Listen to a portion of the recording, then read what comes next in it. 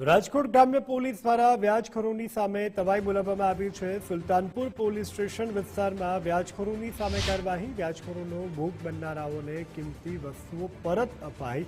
તેરા તુજકો અર્પણ કાર્યક્રમ અંતર્ગત આ વસ્તુઓ પરત આપવામાં આવી છે। વ્યાજખોરોના ત્રાસથી મુક્ત બનાવવામાં આવ્યા અને મુદ્દામાલ પણ લોકોને પરત આપવામાં આવ્યો છે। આરોપીઓ દ્વારા રાજી ખુશીથી મુદ્દામાલ પરત કરવામાં આવ્યો છે।